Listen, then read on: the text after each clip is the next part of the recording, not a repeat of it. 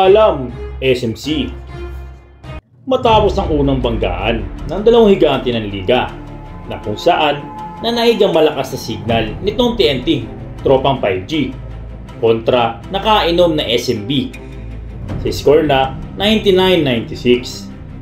Dismayado nga sa naging resulta ng laban itong SMB staff at coaches pati na rin itong si San Miguel Corporation Sports Director na si Boss Alfrancis Chua, na kung saan present nga sa Game 1. Aniya, PBA officials na ang nag-decide kung sino ba ang mananalo. Dahil nga sa nangyaring basket interference na kung saan bahagyang lumambitin sa ring itong si Motow Tua. Matanggo kayo mga lods, may napag-dunk na ba na hindi tumatapik o mahawak sa ring? So ano ba ang tamang pag-dunk? Paano na lang yung mga dunk ni Kelly Williams at Brandon Ganuelas-Trosser? Diba mas powerful yon? Paano nila i-assess ang violation kung ang mga player ay magdadunk? Wala namang ganun Aniya pa nitong ni Boss Alfrancis Chua na kung saan kinumpara pa niya ang nangyari kay Russell Westbrook na na-counted naman ito sa NBA Pero lingid sa kaalaman natin mga lods na FIBA rules ang sinusunod ng PBA at hindi NBA. Pati din na naging reaksyon ng ating mga PBA players and stars na kung sila ang tatanungin wala sila nakikitang violation sa ginawang pagdunk ni Motow Tua. Sa video nilabas itong PBA Moto Club, naihambing tuloy dito si JJ Elderbrand ang ginawang dunk ni Arvin Santos kontra Ginebra na lumambitin niya sa ring at umapak pa nga sa board. Bakit yun counted? Sabay walkout nga ng PBA star. Kayo mga lods, ano sa tingin nyo? May violation ba ang ginawang pag-dunk ni Motow Tua? Comment down below mga lods at ating babasahin yan.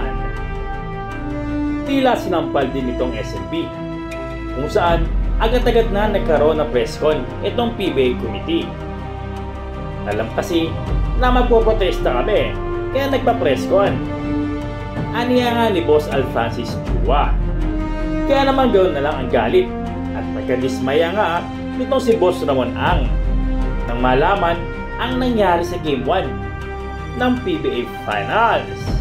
Balita din natin mga lods sa anytime ay ipa-pull out na daw ang kanyang mga teams sa PBA na Magnolia, Ginebra at SMB para mapakita nga sa PBA na dismayado sila sa naging resulta ng laban. At ang nag-decide ng laro ay itong PBA officials at hindi nga ang mismo mga teams na naglalaban at nagpapagalingan. Ano na lang ang mangyayari sa PBA mga lods pag nawala itong SMC? At balita natin mga lods ay muntik na palang hindi maglaro sa Game 2 itong SMB Ay nako, buti na lang hindi natuloy mga lods dahil kung nangyari yon at ewan ko na lang kung anong mangyayari sa finals. Tingin nyo mga lods, dapat na bang maalarma itong PBA kapag umalis itong SMC? Tama kaya naging hatol ng PBA? At kung tama, bakit hindi nireview agad? May nangyayari sa galot kaya sa loob ng PBA? Comment nyo lods at ating babasahin yan. So mga lods, hanggang dito lang tayo Maraming salamat. Bye-bye.